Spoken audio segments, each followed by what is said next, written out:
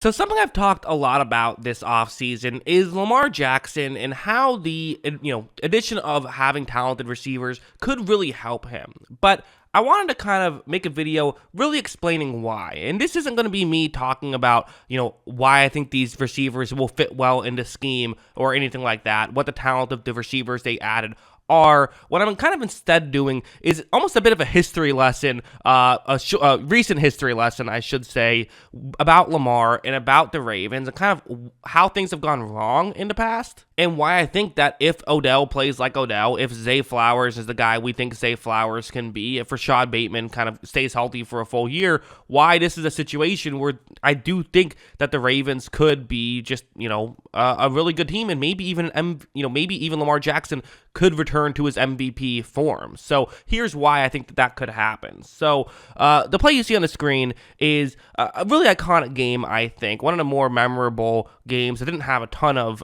implications playoff-wise, but it had a ton of implications in terms of how people view Lamar Jackson. So you see the concept on the screen by Miami. A lot of guys on that line, right? 9 different players are lined up on the line of scrimmage. Only 2 players are in coverage. They're playing what you call cover 0. So everyone, basically the way it works is you have 5 players covering the 5 eligible receivers for Baltimore.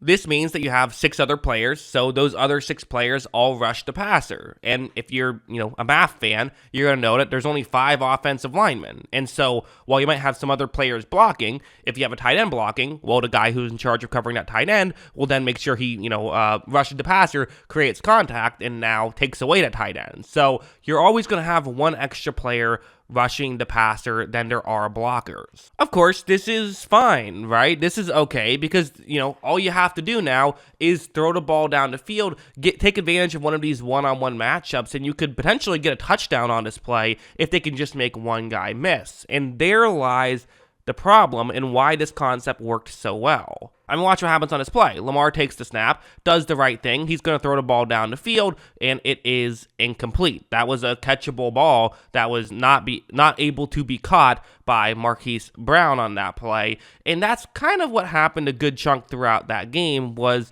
Lamar had to get rid of the football quickly, and that was, Miami's goal at the end of the day. Hey, let's get the ball out of Lamar Jackson's hands. Now, talk about this game in a little bit more depth. It's not like it was only that. There were some, I think, reasons to blame Lamar. This play, it's the exact same concept. It's actually a little different because Miami, they pretty much lined up as though they were doing cover 0 every time, but sometimes would do some disguises, do something a little different. But regardless, it's still kind of the same general idea. A couple players are going to drop back into coverage, but same general idea. Lamar Jackson takes the snap. He's going to, still have an unblocked guy in his face, so he throws off balance. And that looked like it was a catchable ball that Watkins kind of gave up on. That was a weird play. You could argue it was a bit overthrown, but feels like, I don't know. I'd like to see Watkins still take a chance on that one. So you could blame Lamar, you could blame the receiving core either way. But the reality is they weren't hitting on those plays, and everyone kind of blamed Lamar for it. Everyone kind of said Lamar isn't being able to hit these things. But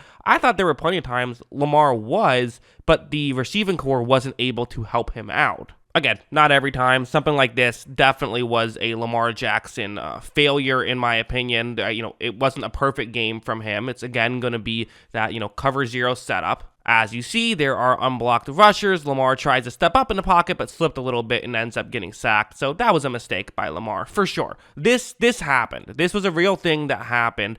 But the hope is, and this is a more extreme version than we've seen, but the hope is that with having talented receivers, teams won't even try this anymore because are you really going to leave Odell one-on-one? Are you really going to leave Zay Flowers one-on-one in those situations? Rashad Bateman, if that's your number 1, 2, and 3, if Bateman's going up against your number 3 corner, I don't know if you feel comfortable leaving him completely open one-on-one in that situation. And while this was a more extreme example of this kind of thing happening, it's not like teams were playing cover 0 against the Ravens all the time last year. In fact, this game wasn't even last year. It was from 2 years ago. Teams would do sort of less extreme versions of this. Play a lot of man coverage against the Ravens and basically say, okay, Lamar might be able to, if he gets outside the pocket, run for 50 yards. But you know what? He's not going to have too many opportunities to do that and will pretty much shut down the passing attack outside of that. I think if the receiving core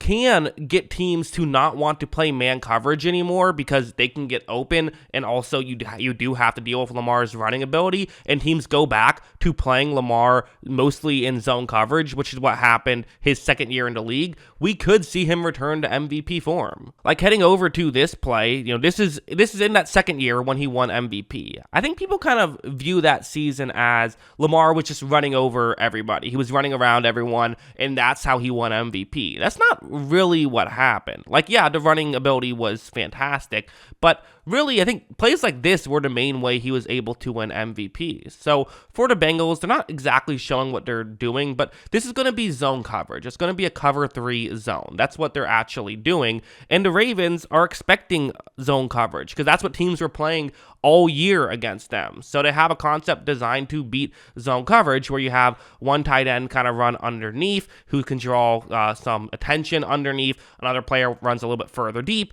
but not too far deep to where the safety can come in and make a play. Lamar takes the snap, he looks over in that direction, and you see there is an easy window. This was a schemed up play, and it was schemed up nicely, but also a big part of why this window was schemed up is because of Lamar Jackson's rushing ability. Because teams were so afraid to play man coverage against the Ravens earlier on, they were just able to play these, they knew that teams were going to play only a few select coverages against them. On this one, Lamar does make the throw, and they're actually going to be able to get a touchdown on this play, interestingly enough, or a near touchdown. Got down to 1. Sorry, I misremembered how the play ended, but, gets nearly a touchdown on that play, but still a very good chunk play that was pretty easy for Lamar Jackson, and he was able to consistently do this stuff. He's kind of weirdly gone from being in a great situation that first year, which was mostly set up due to himself, to in future years being in a really tough situation. And in that Tennessee playoff game, the Titans were kind of the first team to play man coverage against him, and